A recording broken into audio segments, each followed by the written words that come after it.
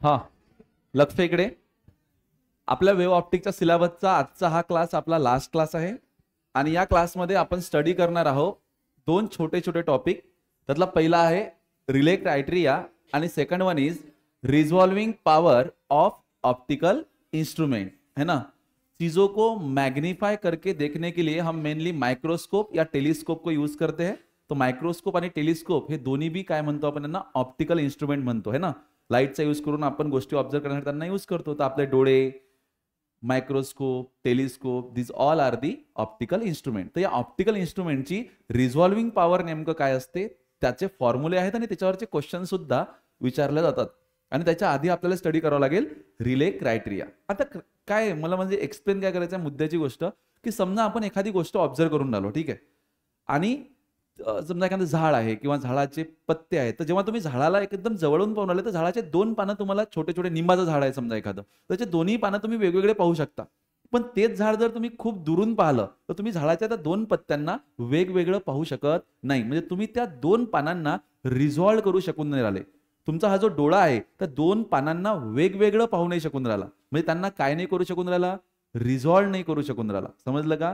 जर समजा एखादं इन्स्ट्रुमेंट तुम्ही घेतलं, मॅग्निफायर घेतला किंवा टेलिस्कोप घेतला, पण त्याच्यामधून तुम्ही जर त्या दोन झाडाच्या पानांना अलग अलग पाहू शकले, म्हणजे त्या ऑप्टिकल इन्स्ट्रुमेंटची जी रिझॉल्व करण्याची पॉवर आहे तुमच्या डोळ्यापेक्षा कशी आहे, जास्त. रिझॉल्विंग पॉवर जास्त असणं म्हणजे तुम्ही एखाद्या गोष्टीला जास्त लेवलवरती मॅग्निफाय करू शकता, वेगवेगळं पाहू शकता.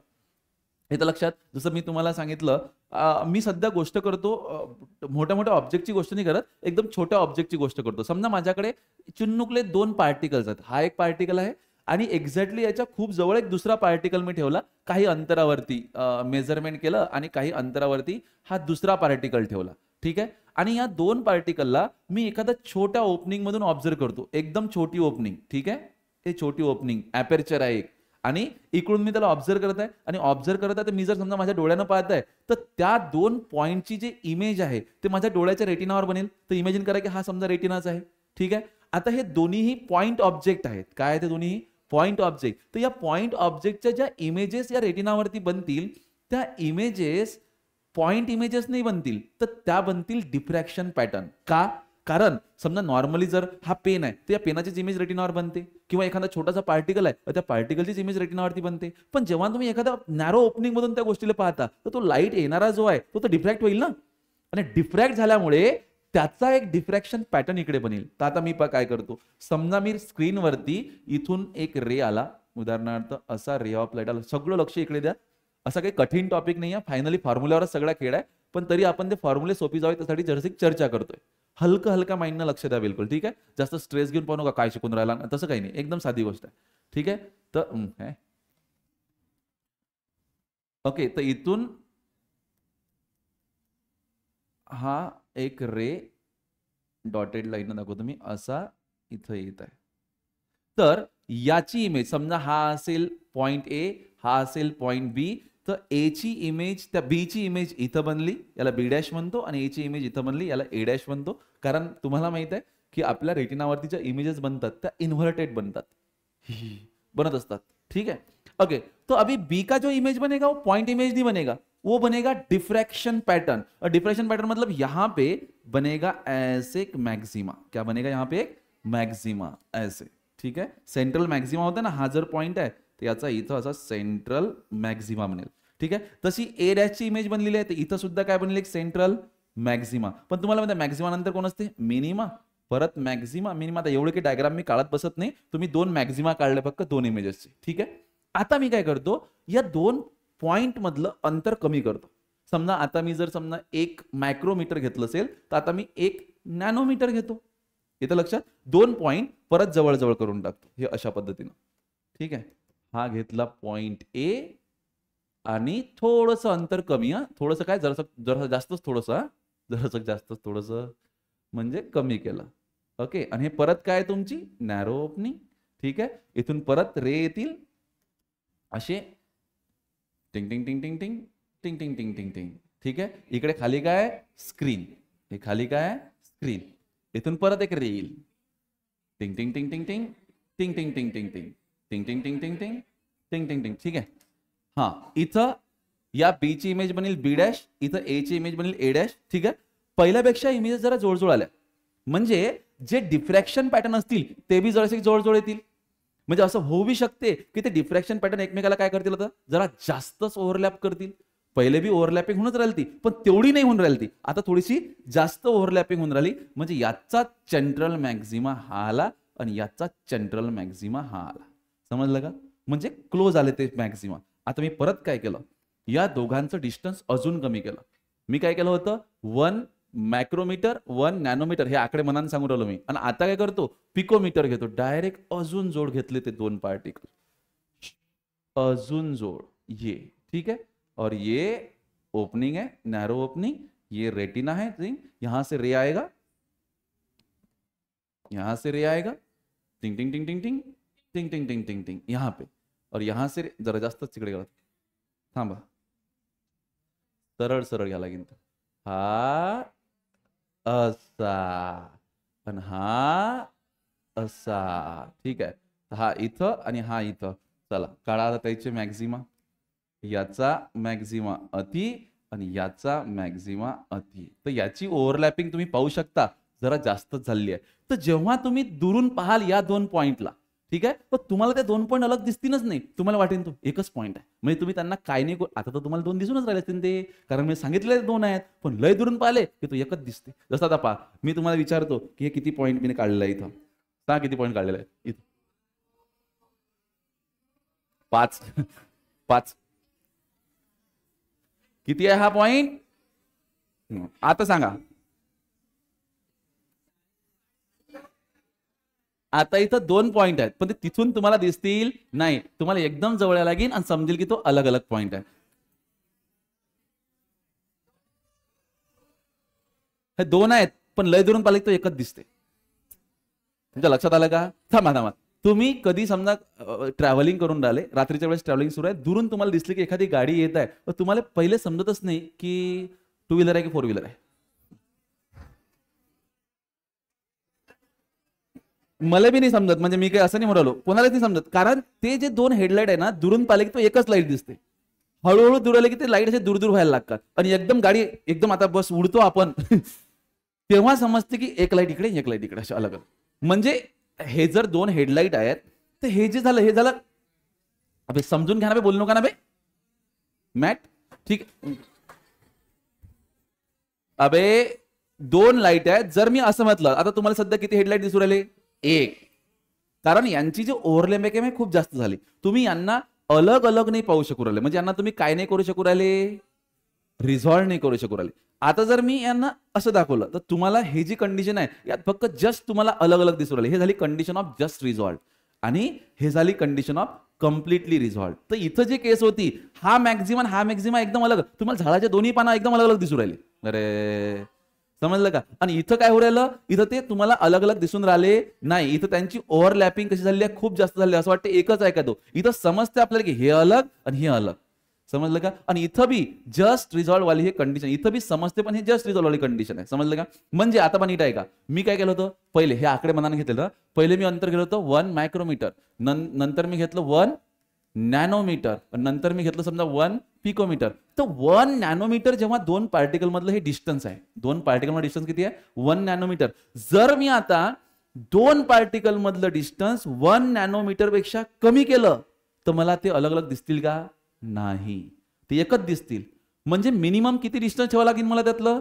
1 micrometre. 1 micrometre is the minimum distance, minimum separation between 2 particle, so that the images of that 2 particle appear as a just resolved. That minimum distance between that 2 particle is called as limit of resolution of that optical instrument. म्हणजे माझ्या डोळ्याची limit of resolution किती असेल? 1 nanometre. कारण मी 2 particle जेव्हा 1 nanometre असतात त्यांना मी अलग अलग पाहू शकतो, पण जर 2 पार्टिकल 1 नॅनोमीटरच्या कमी झाले तर मला ते अलग अलग दिसत नाही. तर माझ्या डोळ्याची लिमिट ऑफ रिझोल्युशन किती झाली? टर्म लक्षात घ्या, कोणती टर्म आहे? Limit of resolution. हे इथं कंडिशन येते. अरे समजलं का? Limit of resolution. आणि लिमिट ऑफ रिझोल्युशन काय असते? एक सेपरेशन. सेपरेशन ते लिनियर बी असू शकते, लिनियर असलं तुम्ही स्मॉल डी न दाखवता, आणि अँग्युलर असलं तर यांच्यामधला अँगल, या 2 रे मधला अँगल थीटा. थीटा किंवा डी थीटा. समजलं का? अँग्युलर सेपरेशन बी आहे ना. आता इथं जर तुम्ही पाहिलं तर अँगल लय मोठा आहे, इथं जर तुम्ही पाहिलं तर अँगल छोटा आहे, इथं त्याच्यापेक्षा छोटा आहे. तर दोन पार्टिकल मधलं लिनियर किंवा अँग्युलर सेपरेशन की ज्याच्यावरती ज्या सेपरेशन वरती त्याच्या ज्या इमेज आहेत त्या तुम्हाला जस्ट रिझॉल्व अपियर होतात. कशा अपियर होतात? Just resolve. त्या मिनिमम डिस्टन्सला, त्या मिनिमम सेपरेशनला आपण काय म्हणतो? Limit of resolution. आणि हाच झाला रिलेचा criteria. What is Rayleigh criteria? आणि हे गोष्ट कोणी सांगितली? रिलेनं. म्हणून याला काय नाव दिलं? Relay criteria. तर रिले म्हणे असं म्हणे रिले, तेच सांगू राहिलो काय म्हणे. तर रिले क्रायटेरिया आहे की रिलेनं तुम्हाला सांगितलं एक term that is called as limit of resolution. Limit of resolution. Generally याला तुम्ही डी न डिनोट करू शकता किंवा कशा डिनोट करू शकता? डी थीटा न डिनोट करू शकता. आता लिनियर जर असलं तर स्मॉल डी न दाखवा, अँग्युलर जर असलं तर डी थीटा न दाखवा. ठीक आहे. तर what is the limit of resolution? The linear or angular separation between two point object, the linear or angular separation between 2 point object, so that the images are appear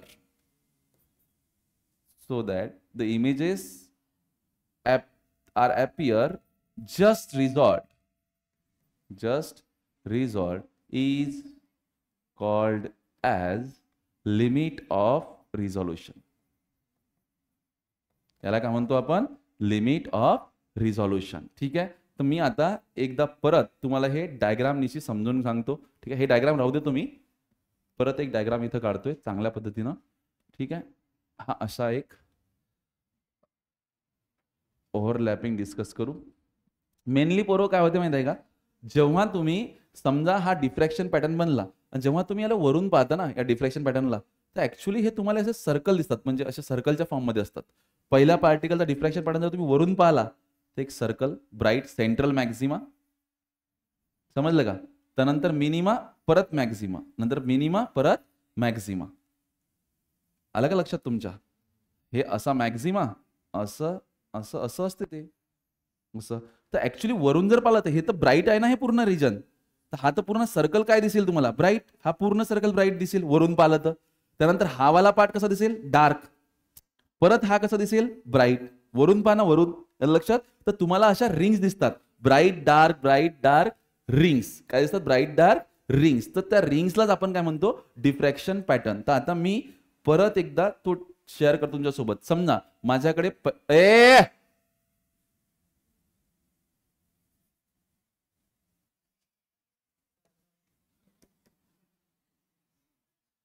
पहिले शिकवता येऊन राहिलं, बरोबर. मला एक्सप्लेन करायला टफ चाललं, मी प्रयत्न करून राहिलो तुम्हाला समजून सांगायचा.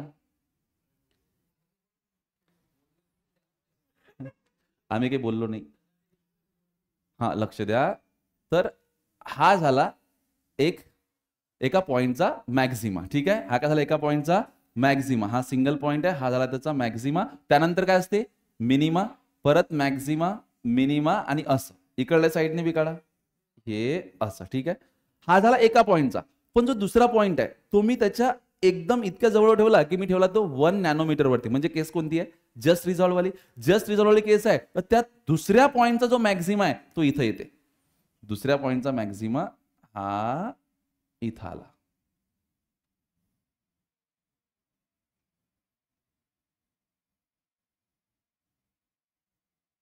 असं.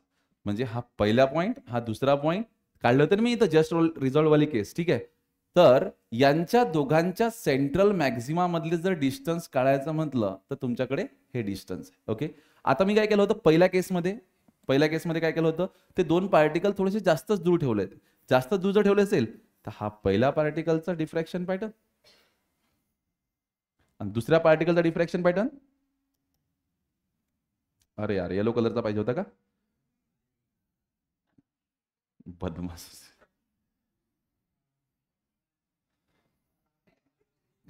ठीक आहे, हा पहिल्या पार्टिकलचा. दुसऱ्या पार्टिकलचा डिफ्रॅक्शन पॅटर्न जेव्हा काढील तेव्हा थोडासा दूर येतो.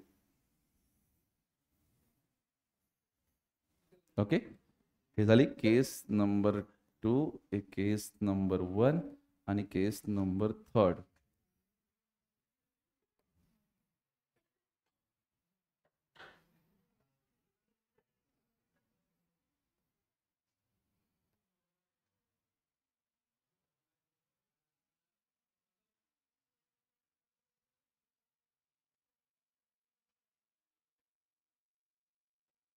ठीक आहे, आता जर तुम्ही वरून बघितलं तर याचे ज्या कॉन्सेंट्रिक रिंग्स आहेत त्या तुम्हाला पूर्णपणे वेगळ्या दिसतील ना.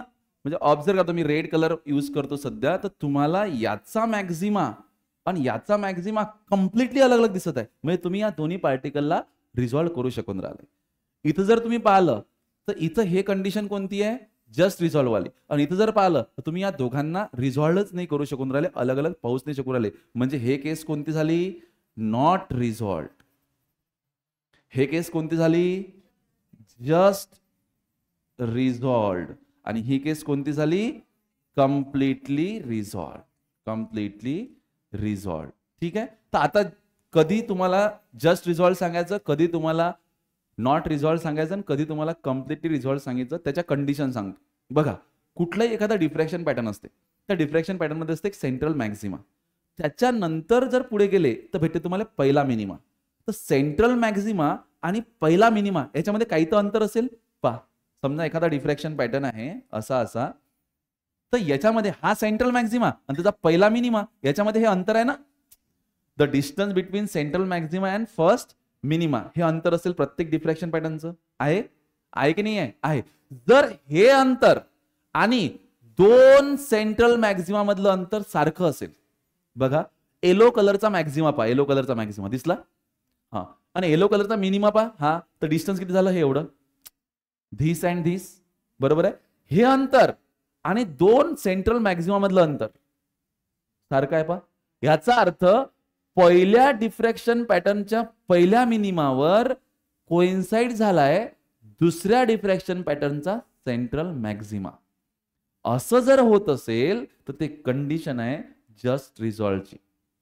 When the central maxima of second diffraction pattern coincide with the first minima of first diffraction pattern, then that condition of resolution is just resolve. समजलं का. आता जर समजा या दोन मॅक्झिमा मधलं डिस्टन्स फर्स्ट मॅक्झिमा आणि मिनिमा पेक्षा कमी असेल, डिफ्रॅक्शन पॅटर्न मध्ये मॅक्झिमा आणि मिनिमा मधलं काही तर अंतर असेल की नाही, हे तर आहेच ना. जर याच्यापेक्षा कमी अंतर असेल दोन मॅक्झिमा मधलं, तर ते कंडिशन कोणती झाली, नॉट रिझॉल्व्ह. कारण मॅक्झिमा जास्त ओव्हरलॅप होतील. आणि जर ते डिस्टन्स एक मॅक्झिमा आणि मिनिमा पेक्षाही जास्त असेल तर ते कंडिशन काय झाली, कम्प्लिटली रिझॉल्व्ह आली. कळलं तुम्हाला, आलं का लक्षात. आणि हे जे डिस्टन्स असते लिनियर वाला यालाच आपण स्मॉल डी म्हणतो, आणि अँग्युलर वाला सेपरेशन म्हणतो त्याला काय म्हणतो आपण, डी थीटा. जस्ट रिझॉल्व्हच्या केसमध्ये जे सेपरेशन आहे त्यालाच म्हणतात लिमिट ऑफ रिझॉल्युशन, की या अंतरापेक्षा कमी जर केलं तर तुम्ही अलग अलग पाहू शकत नाही. म्हणून त्या ऑप्टिकल इन्स्ट्रुमेंटची कंडिशन हे काय झाली, लिमिट काय झाली, 1 मायक्रोमीटर. मायक्रोस्कोप आणला तुम्ही एक विकत, आहे तुमच्याकडे, समजा विकत नाही आला, खर्चाचं काम नका सांगू, ठीक आहे. आणि दोन छोटे छोटे पार्टिकल तुम्ही मायक्रोस्कोप खाली ऑब्झर्व करणं सुरू केले. खूप अंतर होत त्यांच्यामध्ये, तुम्हाला ते अलग अलग दिसले. दोन आणखी जवळ केले तरी अलग अलग दिसत आहेत, आणखी जवळ केले तरी अलग अलग दिसत आहेत. असं करता करता करता तुम्ही 1 मायक्रोमीटर वरती आले, 1 नॅनोमीटर वरती आले. तर 1 नॅनोमीटर वरती सुद्धा ते दोन अलग अलग दिसून राहिले. पण आता त्याच्यापेक्षा जरासं जरी कमी केले तर मग ते अलग अलग दिसून राहिले नाही. म्हणजे या मायक्रोस्कोपची लिमिट ऑफ रिझॉल्युशन किती झाली, 1 micrometre. Minimum distance between two particle so that ते अपियर जस्ट रिझॉल्व्ह. समजून आलं का. पण आता 1 मायक्रोमीटर हा सेपरेट दाखवून 1 नॅनोमीटर वरती हा सेपरेट दाखवत आहे. 1 पिकोमीटर केलं तर हा मायक्रोस्कोप जो तुमच्याकडे आहे तो अलग अलग दाखवते का, नाही. कारण त्याची लिमिट ऑफ रिझॉल्युशन किती होती, 1 मायक्रोमीटर होती. उदाहरण सांगून राहिलो मी, हा ठेवून दिला. दुसरा मायक्रोस्कोप आला कंपाऊंड मायक्रोस्कोप, आणि डिस्टन्स होतं दोन पार्टिकल मधलं 1 पिकोमीटर. हा 1 पिकोमीटरवर असलेल्या दोन पार्टिकलला सुद्धाही अलग अलग दाखवते. म्हणजे याची जे लिमिट ऑफ रिझॉल्युशन आहे ते कशी आहे, कमी आहे ना. त्याची 1 मायक्रोमीटर आहे, त्याची 1 पिकोमीटर आहे ना. 1 पिकोमीटर इज कमी. वन मायक्रोमीटर नाही समजू राहिलं का? ओके बरं, आता जो मायक्रोस्कोप घेतला हा 1 पिकोमीटरच्या बी अलग अलग दाखवते, पण 1 पिकोमीटर पेक्षा जर कमी केलं तर मग तो बी दाखवू शकत नाही, म्हणजे त्याची लिमिट ऑफ रिझोल्युशन किती झाली? 1 पिकोमीटर. येतं का लक्षात तुमच्या? पोहोचू राहिले का? तर प्रत्येक ऑप्टिकल इन्स्ट्रुमेंटची लिमिट ऑफ रिझोल्युशन कशी असते? अलग अलग, की तो किती डिस्टन्स वरच्या पार्टिकलला अलग अलग दाखवू शकते. ओके, अरे समजलं का? म्हणून डेफिनेशन काय लिहिली आपण सांगा? What is the definition for limit of resolution? The linear or angular separation between 2-point object so that the images are appear just resolved is called as limit of resolution of that optical instrument. आता त्याच optical इन्स्ट्रुमेंटची मला define करायची आहे रिझॉल्विंग power. काय define करायची आहे? रिझॉल्विंग power. इला capital R capital P न लिहिता. ठीक आहे, तर रिझॉल्विंग पॉवर काय असते? It is the reciprocal of limit of resolution. Reciprocal of limit of resolution. It's called as resolving power. म्हणजे resolving power काय असते? 1/d. What is d? d काय असते?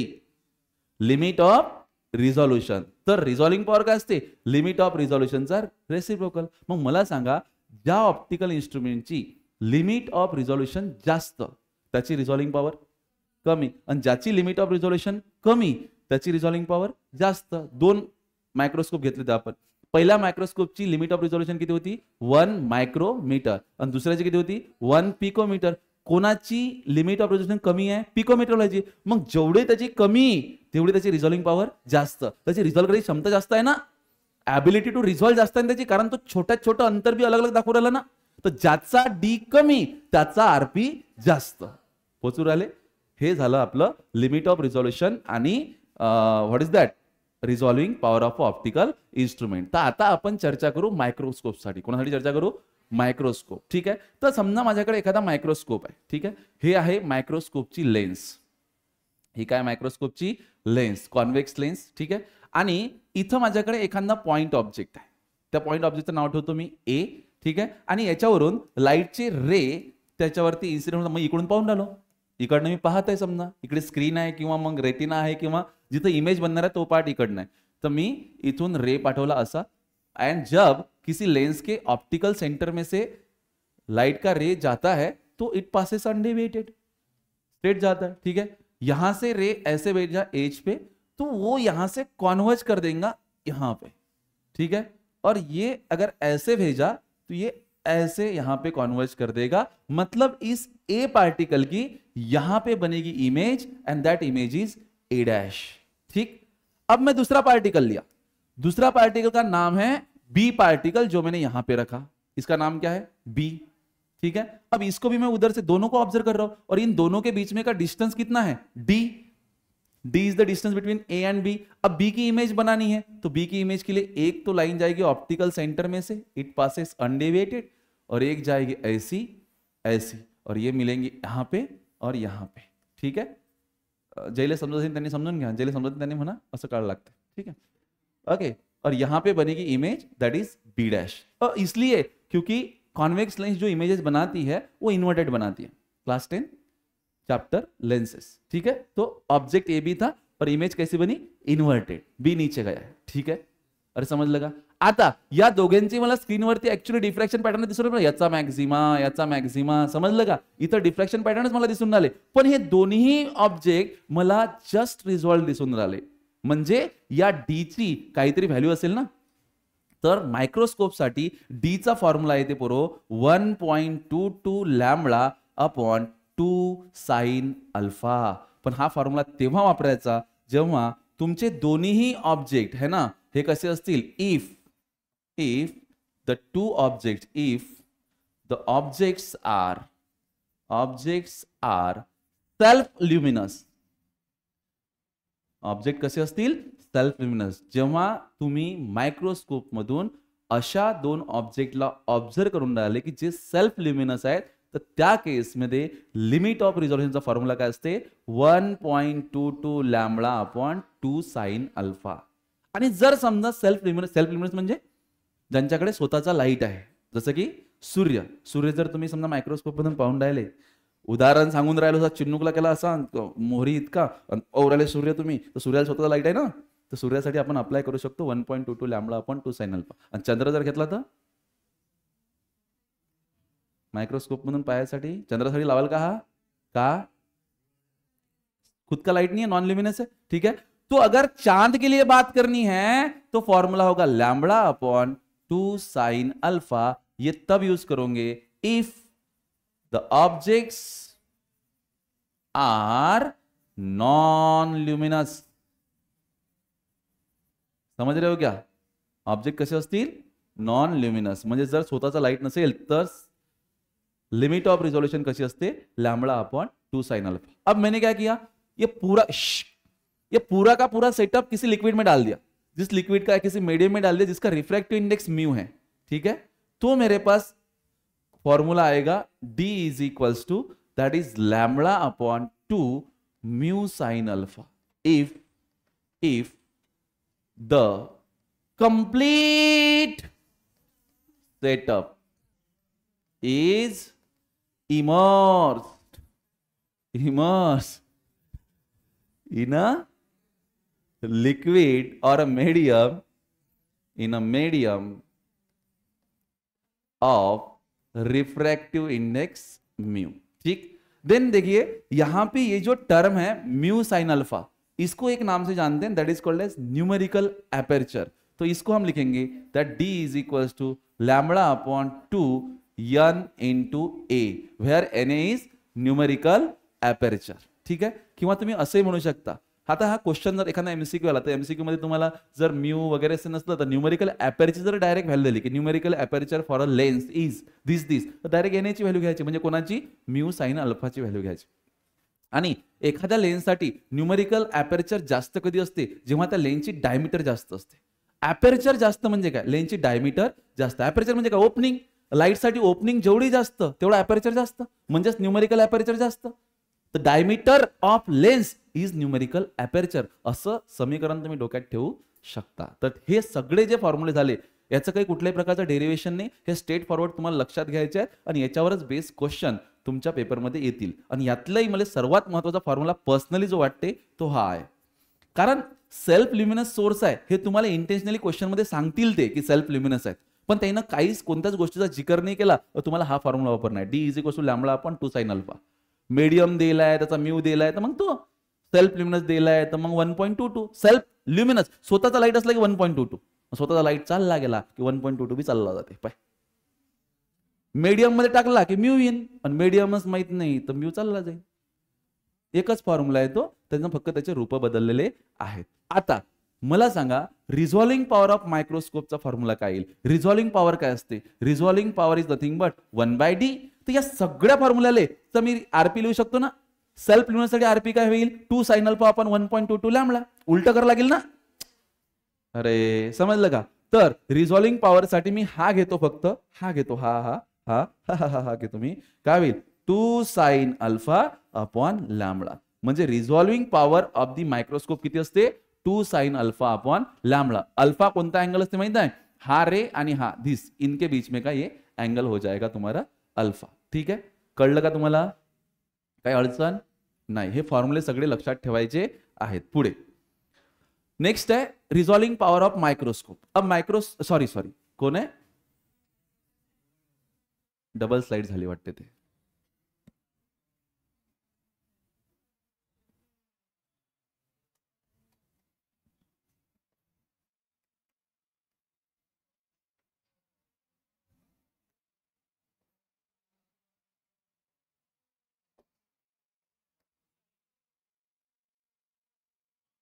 Resolving power of telescope.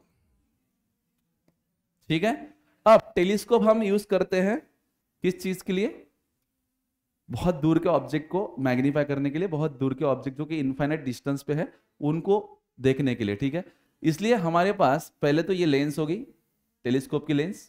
ठीक, यहां पे दूर से रेज आ रहे हैं तो रेज पैरेलल होंगे, rays are parallel to each other because object कहां पर है, इन्फिनिटी पे है. ये लेंस इनको कन्वर्ज कर लेगी, ऐसे, ओके, यहां पे। और मान लेते हैं यहां पे बन रही image, that is P point पे इमेज बन रही है, जो कि एक कोई तारा या कोई भी ऑब्जेक्ट स्पेस में है, आसमान में है, इनफाइनाइट डिस्टेंस पे है। फिर अब क्या करते हैं, उसके ठीक बाजू में, है ना, एंगुलर सेपरेशन निकल, उसके ठीक बाजू में दूसरा पार्टिकल है, उसको भी ऑब्जर्व करना है, तो कुछ तो भी एंगुलर सेपरेशन होगा ना। हा समजा माझा टेलिस्कोप आहे, तर मी याला शिफ्ट करील तर अँग्युलर सेपरेशन होईल ना, तर तो अँगल काढण्यासाठी मी आता इथून करतोय, दुसरं रेज पाठवतोय,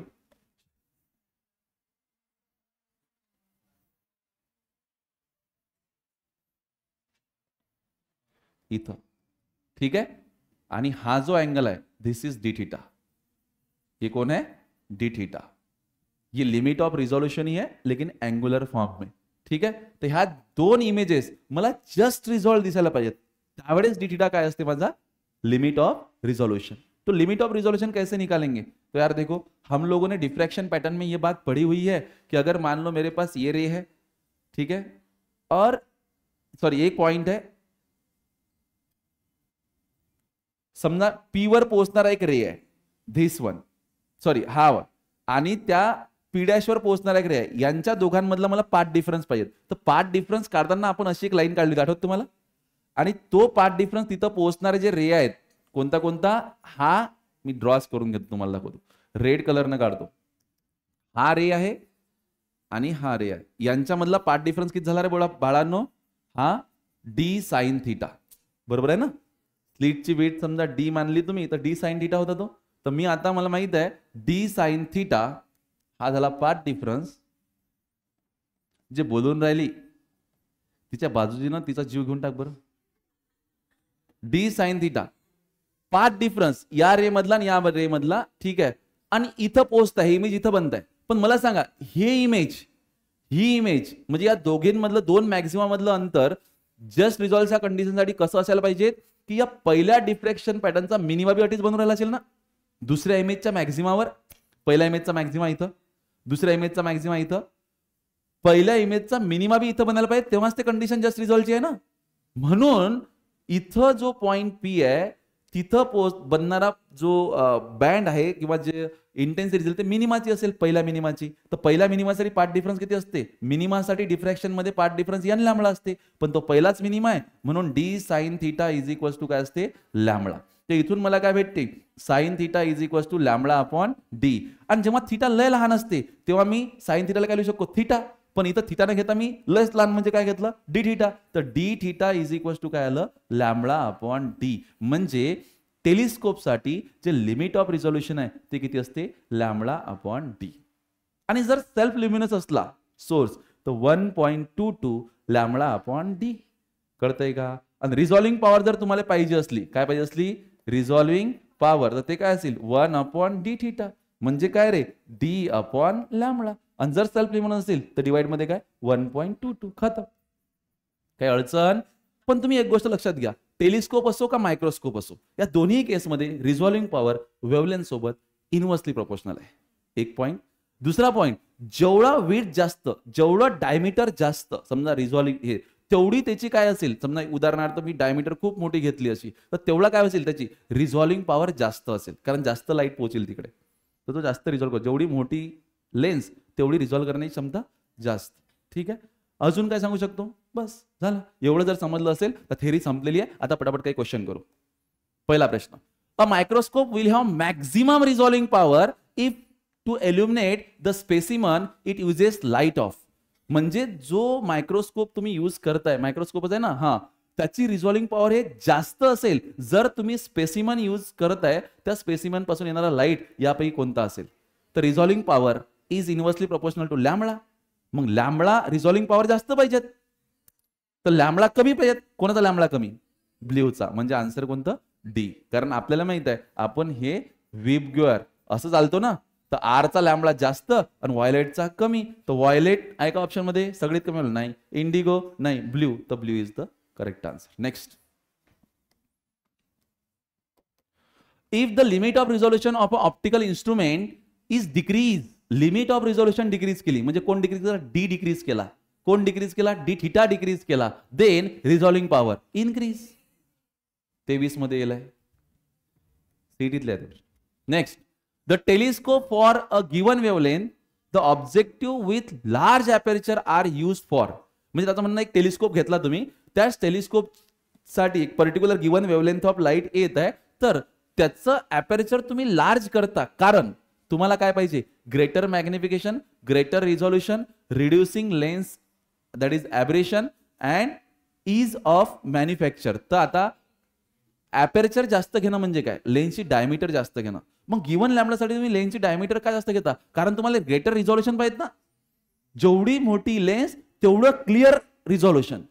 समजलं का? कारण माहिती आहे का, लॅम्बडा तुम्ही फिक्स केला ना गिवन लॅम्बडासाठी, म्हणजे तुम्ही लॅम्बडा वाढू शकत आहे का, नाही. मग रिझोल्युशन वाढवण्यासाठी तुमच्याकडे ऑप्शन काय, मला सांगा तुम्ही. कोणाची गोष्ट सुरू आहे, टेलिस्कोपची. तर टेलिस्कोपची रिझोल्युशन कोणावर डिपेंड करू राहिली, वेव्हलेंथवर डिपेंड करू राहिली. अजून कोणावर डिपेंड करू राहिली, तर यानेवर डिपेंड करू राहिली, लेन्सच्या न्यूमरिकल अपेरिचर वरती. म्हणून त्याचा आन्सर काय, ग्रेटर रिझोल्युशन साठी आपण अपेरिचर वाढवू. Next, 2 points separated by the distance of 0.1 millimetre. म्हणजे 2 पॉइंट मधलं डिस्टन्स किती आहे, 0.1 millimetre. Can just be seen in a microscope when light of wavelength इतका जस्ट सीन झाले, म्हणजे 2 पॉइंट आपल्याला मायक्रोस्कोप मध्ये जस्ट दिसले, म्हणजे जस्ट रिझॉल्व्ह झाले, तेव्हा त्यांच्यामधलं डिस्टन्स 0.1 मिलीमीटर आहे. म्हणजे त्यांचं लिमिट ऑफ रिझोल्युशन किती झालं, त्याचं 0.1 मिलीमीटर, म्हणजेच 1 × 10⁻⁻⁴ मीटर. लॅम्बडा जो वापरला तो किती आहे, 6 × 10⁻⁷ metre. If the light of wavelength एवढी, म्हणजे आता हा पहिला लॅम्बडा आहे, लॅम्बडा 1. नंतर तुम्ही लॅम्बडा वापरला किती, 4.8 × 10⁻⁷ metre. The limit of resolution will become. तर हे D1 आहे, तर तुम्हाला D2 किती भेटेल. मला सांगा, तुम्ही कोणाची गोष्ट सुरू आहे, मायक्रोस्कोपची. मायक्रोस्कोपचा D चा फॉर्म्युला सांगा, ज्यात मला कोण भेटते, लॅम्बडा. तर तुम्ही मायक्रोस्कोपचा फॉर्म्युला सांगितला, D = λ/2 sin α. तर D चं रिलेशन लॅम्बडा सोबत डायरेक्ट आहे ना, म्हणजे तुम्ही काय लिहू शकता, D2 काय नाही, D2/D1 = λ2/λ1. तर तुम्हाला पाहिजे D2. D2 इज λ2 किती आहे तुमचा, 4800. मी डायरेक्ट आता रेशोचा आहे तर काही प्रॉब्लेमच नाही ना. आणि तो किती आहे, 6 × 3 टाइम्स ऑफ 0. आणि इंटू कोण येईल, D1 किती आहे, 10⁻⁻⁴. 3 0 3 0 कटले, हा 2/3 10⁻⁻,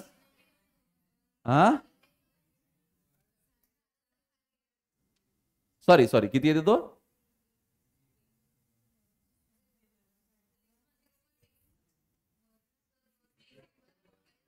वर 8 आहे, वर 8 आहे, सॉरी मी ते 3 0 समजलो, सॉरी. किती येते ते, 4800 होतं, हा बरोबर आहे. आणि 6000 आहे, 10ची पॉवर किती आहे, -4. तर हे याच्यासोबत कॅन्सल होऊन जाईल, ठीक आहे. 48/6 आणि हा 1 वरती गेला तर 10ची पॉवर काय होईल, मायनस. तर किती होते, 8 × 48. तर इथं किती होईल,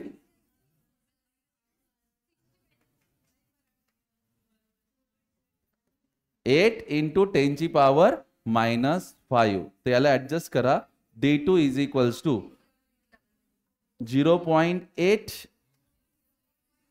0.08 यस 0.08 मिलीमीटर. जमलं का? Okay. Next, An astronomical telescope has large aperture too. एखादा ऍस्ट्रॉनॉमिकल टेलिस्कोप आहे, म्हणजे तुम्ही खूप दूरच्या ऑब्जेक्टला ऑब्झर्व करून राहिले, तर त्याचं जे अपेरिचर आहे ते कसं असायला पाहिजे, लार्ज अपेरिचर असायला पाहिजे. कशासाठी, to have a high resolution, low dispersion, increase in the span of observation, have large option आहे. आता टॉपिक सध्या झाला म्हणून ते पटकन समजते आपल्याला, तर ते नाही समजत लवकर. Resolving power of telescope can be increased by increasing diameter of the eyepiece, the focal length of the eyepiece, the diameter of the objective, the wavelength of the light. Diameter of the objective, जे lens आहे objective lens, object कडून जे तिथून होईल ना main deflection, त्याचा answer कोणतं असेल, C. Next, a person is observing bacteria through a compound microscope. For better analysis and improve the resolving power, he should. Bacteria observe करायला एक बायोलॉजीच्या लॅब मध्ये मायक्रोस्कोप मधून, ठीक आहे. आणि त्याचं रिझॉल्युशन त्याला इम्प्रूव्ह करायचं आहे, त्यासाठी त्यानं काय करायला पाहिजे, तर increase the wavelength of light. नहीं, क्योंकि वो इंक्रीज करेगा तो रिजॉल्विंग पावर तो डिक्रीज हो जाएगी, इनवर्स रिलेशन है.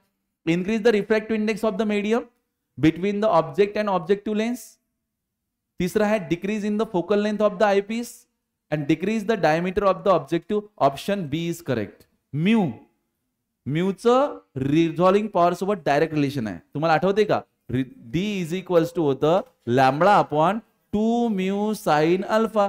जर हवेतच चालू आहे एक्सपेरिमेंट तर म्यूला आपण 1 घेत असतो, पण त्यांना म्हटलं तुम्ही वाढवू शकता काय बी, तर मग म्यू वाढवतो ना मी. म्यू जर वाढवला तर डी कमी. RP is equals to 2 mu sine alpha upon lambda. Mu वाढला तर आरपी काय होते? वाढते. कळतंय का रे? चल next. Wavelength of the light used in a microscope are these and these. The ratio of respective resolving powers corresponding to the these and these is. Ratio विचारला तुम्हाला रिझॉल्विंग पॉवरचा. रिझॉल्विंग पॉवर लॅम्बडा सोबत कसं आहे? इनवर्स. तर दॅट इज तुम्हाला रिझॉल्विंग पॉवरचे ratio विचारले RP1 to the RP2 is equal to lambda 2 upon lambda 1. These upon these हे कॅन्सल. किती जाते भाग? किती? 5/4. हा ठीक आहे. ऑप्शन ए 12 भाग जाईल त्या दोघांनाही. कळलं सर्वांना? ठीक. नेक्स्ट. झालं, डन. यहां पे अपना कौन सा वेव ऑप्टिक्स की कहानी होती है खत्म. फक्त आता एक गोष्ट आहे. आता तुमच्यापैकी बरेच जण